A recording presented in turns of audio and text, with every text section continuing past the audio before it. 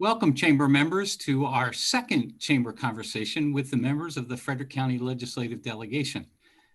Today, I'm thrilled to be able to share the screen with my friend, Delegate Dan Cox. Dan is an attorney in private practice up in the north part of the county.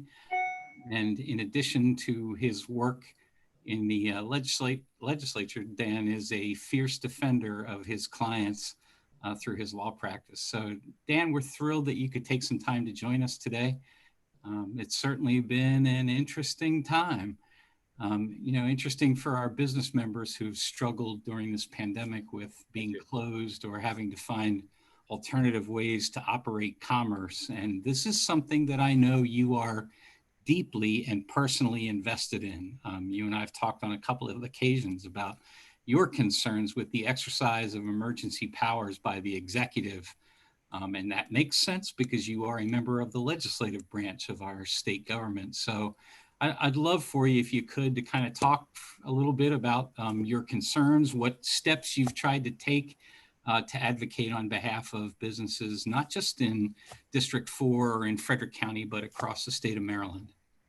Well, thank you, Rick, and it's an honor to be here and to speak with everyone tonight, this afternoon. I'm sorry, I'll get it straight here. We are in a crisis of ability to provide for our families and to make sure that our kids have a sense of normalcy. That's the problem that we're dealing with. And when you look at the current numbers, it is absolutely important that we open the state immediately, that the businesses are allowed to function with normalcy, and that we allow the children to go back to school and have sports. I mean, a tragedy recently that I heard about was a top football star here in Maryland, Rick, that transferred to Texas because he's being recruited by an NCAA Division I football team, transferred out of Maryland. Because why? Because Maryland's not providing those sports here in our schools, and it's just a travesty. The governor has said an all clear for October 7th, and sadly, we had to send a letter to the Frederick County Board of Ed because sadly they're still not planning to reopen those sports and to allow an additional opportunity educationally for children, and that impacts small businesses in a major way, as many of the business owners would know. The reason why I filed a lawsuit on behalf of the people of Maryland as a delegate is because the small businesses have a right to function, and individuals have a right to provide for themselves and for their families. And we're smart enough to be able to do that according to guidelines, and that's being proven out all across the country. Maryland is really a bubble. I mean, for instance, many people don't realize that Maryland is only one of 7 states with its schools still shut down and only doing virtual learning. That's just not appropriate when you consider, the amount of competition that Maryland businesses and that students are going to face. So, I think there's important constitutional issues for our businesses to look at, that they need to be open, they need to be able to survive. And I know the U.S. Chamber recently just did a poll showing that a large number of businesses are concerned that if they don't have the freedom to do business fully within the next 6 months, that I think it's over 61% potentially could close permanently. Right. That's an outrage. And we're looking at right now a $500 million surplus in the general fund, and I support the call to allow for grants to be provided for businesses right now, immediately. I am not a big government person, but when the government comes in and shuts down the business, they have a duty and obligation to make sure that that takings is recompensed. That's what's going on here. There's been a takings of the small business, and we need to make sure that people can apply for those grants. Now, as of today, I haven't heard of any, except maybe there's a small program here in Frederick County of $100,000 grants for first come, first serve. It's not enough to just give out grants. And that's why, as Republicans, we believe strongly in reopening the economy, because if you look at the $585 million in the general fund, the comptroller has called, rightly so, I think, to provide grants to the small businesses. But the problem that you see with that, and I support that, the problem though with that is when you divide that by the 477,000 businesses in Maryland, that's $1,000. So it's going to be first come, first serve. So the way to make sure this economy rocks and rolls again is to ensure that the businesses themselves can provide that climate by reopening fully, and that tax revenue that they provide back to the state is going to be very helpful. So, if we can right now, say that we can do $32 billion for Kerwin during a crisis, which is what the Democrats have called for, unfortunately, to proceed with that plan. I think it's reckless. I think instead we should make sure that our businesses are strong, that we don't lose that 60%, and that we make sure that people have the cash they need to function this next 6 months. So this dichotomy has been obvious to many of us for 6 or 7 months. I remember this was late April, and there's a outfitters, fly fishing outfitters store across the street here, down the street from the chamber, called Hunting Creek Outfitters. The proprietor is a guy named Murray Friedman. Murray's a great guy. I remember Murray telling me in late April that there was a particular brand of fishing shirt that he sells.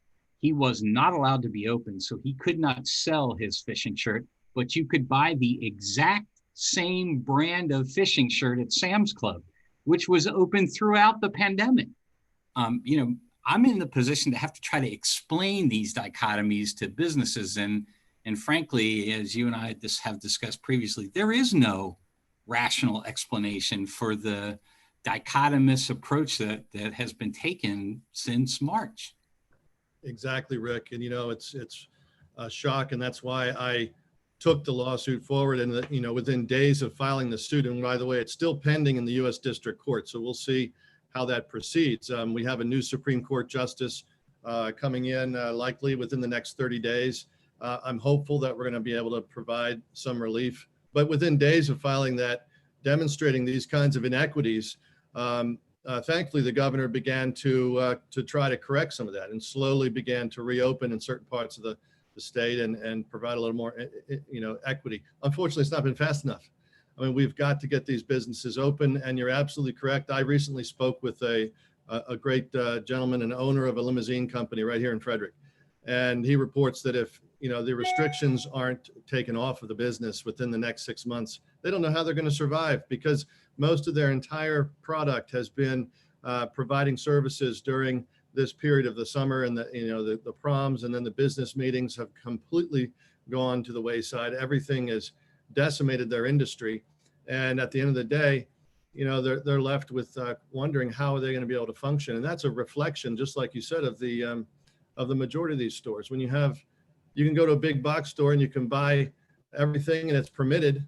Why? When a small business person actually can reduce the risk of the virus by spreading the people out, instead of funneling them all in through one Walmart door, where everybody has to, become in contact with one another because they're all going through this little lane, rather than simply saying, you know what, let's follow CDC safeguards, and let's let everybody function with safety in their own businesses and at full capacity. I'm glad we're at 75%. It's been a long time coming.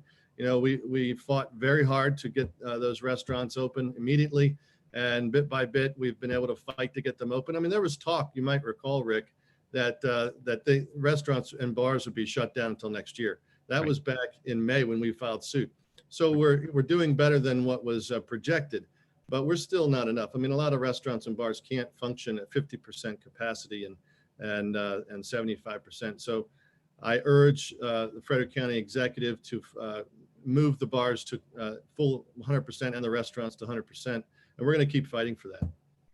So I know we've talked about, the businesses, and I think the number is greater than 20% that aren't going to be able to recover. I don't know what that exact number is, but intuitively, based on the impact on our membership, because, my members can't pay their membership dues if their government has their doors closed. But you mentioned, and you're probably talking about my buddy, Len Joseph. Yes. Len owns a really great company called On the Town Limousines, and we've depended on their services. And so have all the wedding and event venues. Yes. And then it's not just the event venue, it's Len, it's the DJ, it's the florist, the caterer, all those service providers. I know businesses, Dan, in your district that have posted or will post 6-figure losses because they're simply not able to provide their service, because the venues where that service originates are all closed based on attendee count or whatever. How about churches and church services? I know that's a particular pain point for you. Would you talk about that for a minute? Well, sure. I mean, both businesses and churches have a constitutional right to function and to provide services to the public. And, it's about 9 of the, we had both businesses and churches joining together in the lawsuit with the delegates, and there were 3 of us. And, one of the issues that the churches were facing is that they were ordered to not allow worship services, but yet they could provide certain limited in-person functions such as food banking. And so that was, they were allowed to do food banking at least at some point there, but yet they couldn't sing a song. And it just made no sense. And it still makes no sense. I know that some of the county executives have been rather harsh on that, but when you look at the fact that many businesses and churches provide the psychological support, particularly churches and some of the emotional and psychological support. And then you look at the kids right now. I mean, I saw an American Association of Pediatrics report that was just provided to me saying that their most recent report out here in October shows that 27% of parents reported a worsening mental health since the March 2020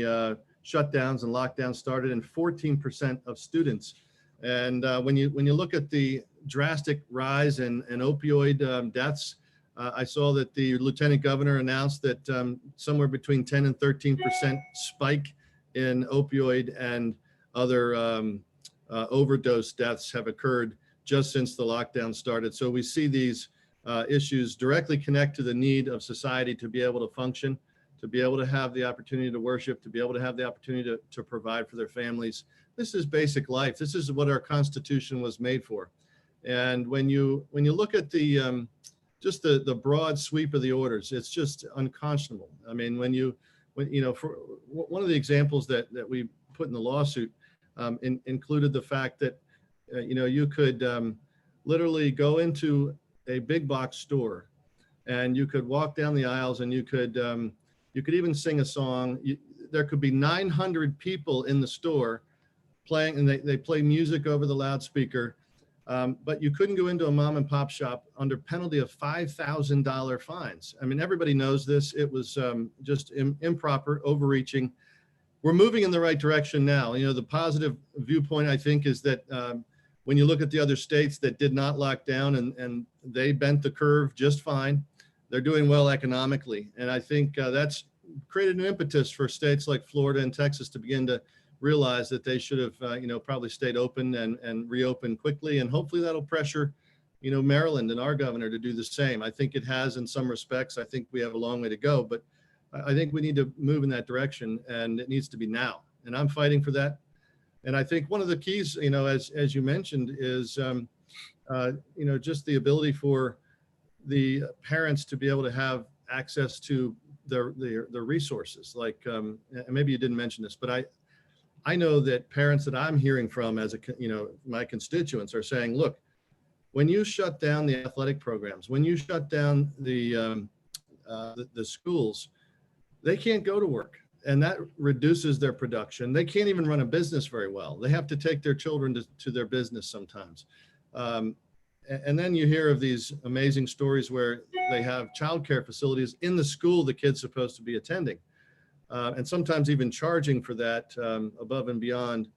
That's just not right. We need to reopen. We need to reopen quickly. And, I'm proud to be part of that effort, working hard with Reopen Maryland to do that. I think that's what businesses need. When you have businesses like yours in the 4,000 or 5,000 members of the chamber, they have one ability to stay open, and that is cash flow. They've got to start having the access to 100% cash flow. And any government taking of that, I believe, is unconstitutional without recompense. They need to be paid for that 10%, that 25%, the 50% loss. And certainly for about 60 days, it was 100%. Right. So, right. Anyway. So these things crash in waves like tsunami, and they get, they get bigger and the implications get broader. And so the next topic I want to talk with you about is the election. We are literally weeks away from a presidential election. In fact, mail-in voting has already begun. And I know you have some serious concerns relative to our preparedness for the conduct of the upcoming election. Would you talk to our viewers about that? Well, Rick, as you know, the integrity of the elections is what makes our democratic republic great.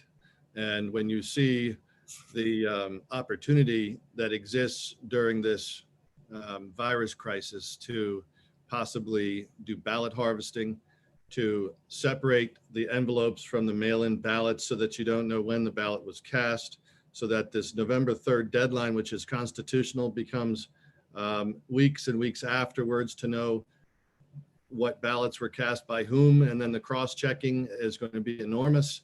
We're already seeing in Maryland allegations of ballot harvesting where ballots were mailed to people's homes and people are showing up, knocking on doors, asking to collect those ballots. So this is a concerning issue. I've raised it with the Board of Elections, the State Board of Elections. I received a letter back. I also raised some of that with the Attorney General. I'm waiting on some of those responses. But one of the responses the Attorney General did provide was that they felt that because they're threatening the referrals of any kind of misuse of the ballot to prosecution, that will help create a deterrent. And I hope so. But that doesn't change the fact that 20 million ballots were printed right now in Maryland for a state that has 3 million voters. Why? We'd ask, as Republicans, we've asked why, and that's concerning. It's going to be concerning down ballot also for a lot of the down ballot candidates. So we're looking at that carefully. I absolutely support the reelection of President Trump because everybody knows that that's going to create a boom to our economy. That's what we need. And, his policies have done that. He'll do it again. I'm looking forward to, supporting our election efforts with being part of the poll watching. I think is, the legal poll watching that's necessary. There's a lot of need for that. Individual businesses should really understand that this is a crucial election. And when you look at things like, the access to the Maryland General Assembly and how that will play out, I'm still waiting on a letter from the Attorney General on that. So I'm looking forward to that. And when I do, Rick, I'll be happy to share it with you. But I've asked specific questions.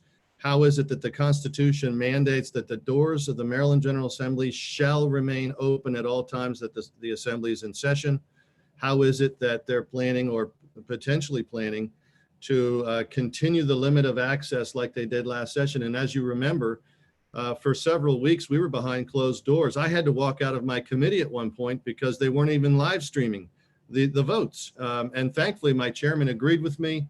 And they did a bipartisan decision to live stream to provide access.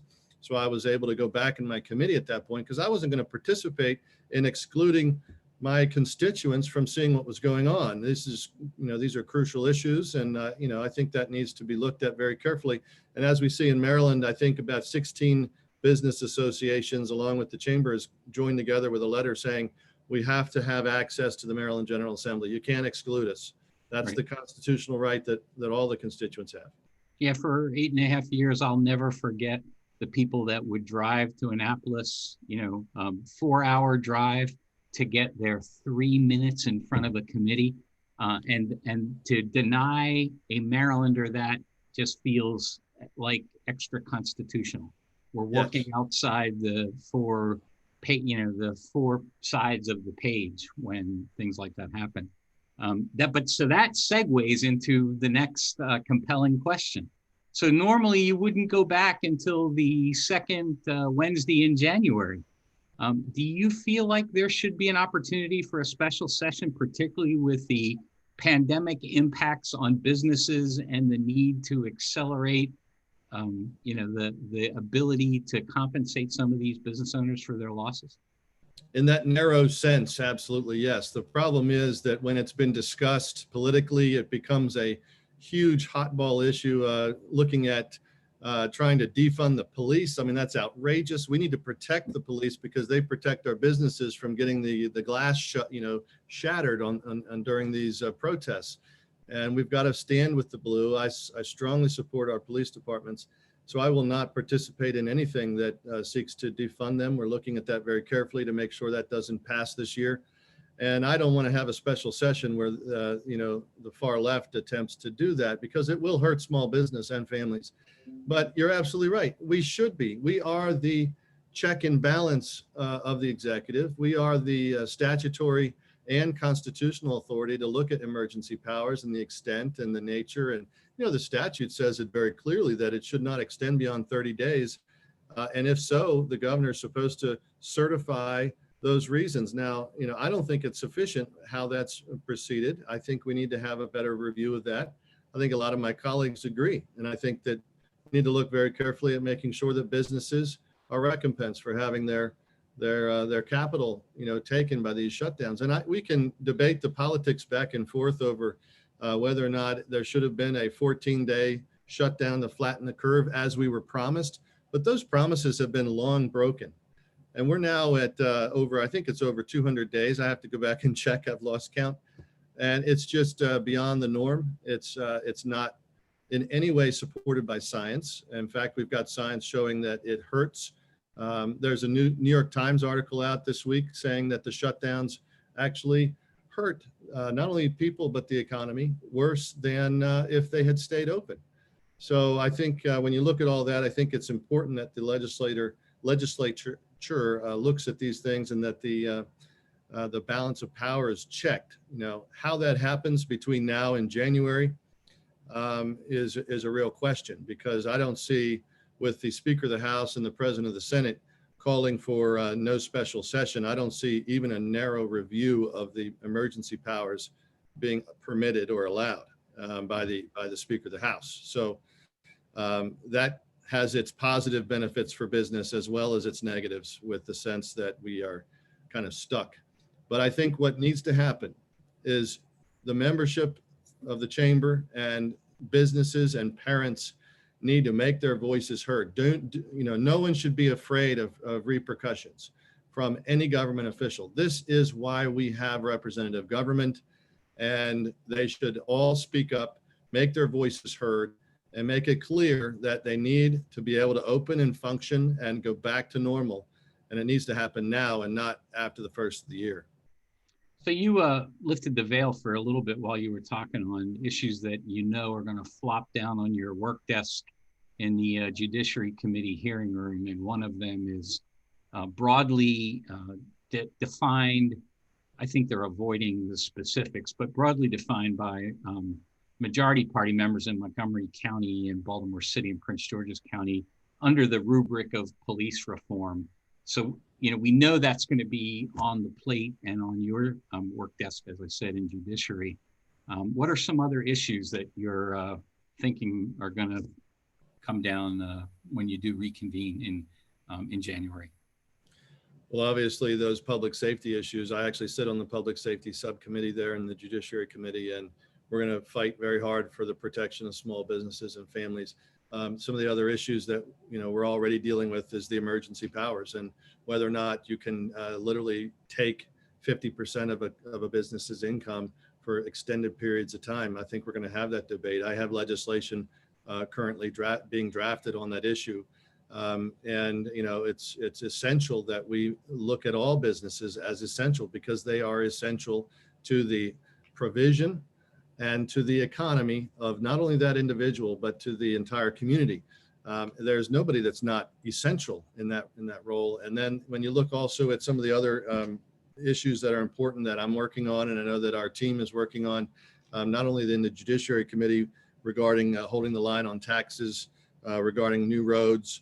I also have supported rolling back some of the energy mandates, which hurt small business in the local towns, because they are using the Green New Deal approach to skyrocket the energy prices to a 50% mandate of solar by 2030, I think it is. So my bill last year passed in a form with some other delegates, but then because of the virus, everything halted in the Senate. So we're going to keep working on that. I think also I have a sexual predator bill that was brought to my attention that should be alarming to all of Frederick County when we don't have a law right now that prevents someone convicted of child sexual abuse from actually living near a school or a playground. And so we've had an incident of that arise in the county. I drafted a bill last year, but it came in after the deadline, so we're working on that as well. That's great. And I watched you during your prior sessions, and you apply yourself with more than 100% energy. And I know it's hard, particularly with a family, with your business, to be able to be down there and fighting the good fight. But it certainly is appreciated that you represent a different point of view. There's a little bit of groupthink that goes on, even within the parties. There's a bit of groupthink. My one piece of sage advice from an old 62-year-old used to be legislator is, if you get invited to Government House with the minority party and they have passed hors d'oeuvres, make sure somebody else eats the hors d'oeuvre before you do. No, I'm kidding you. You just keep being you, fighting with passion and focus and commitment. I can tell you that our small business members deeply respect and appreciate that they have somebody that's looking out for their six, because in this environment, tradition and normalcy has flown out the window, and we're all dealing with uncertainty and fear. And so having a stalwart who stands on principle, I think, is a really good thing. So we appreciate that. Well, thank you, Rick. And, my thanks to the Chamber for all that they've done to speak up, to support our freedom and our business. And, that's my desire and heart. I mean, I'm a small businessman. I've done that for 15 years. That's partly why I got involved, as well as a parent. And, we have kids in elementary school and in high school, as well as in college. And, with that spectrum, I'm really thrilled and honored to bring that perspective and to speak positively. And as you know, Rick, I have stood with the governor on all the things that he does well.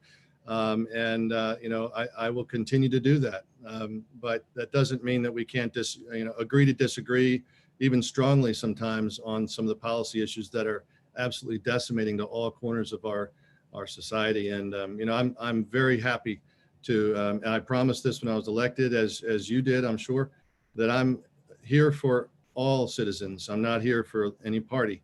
And I am a Republican, but I fight hard for everybody. So I hope I'll have the opportunity to make some headway this session. I appreciate the opportunity to speak to everyone.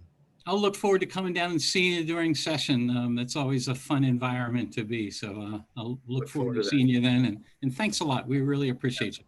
Thank you. Thanks, sir. Dan. All right. Bye. Bye.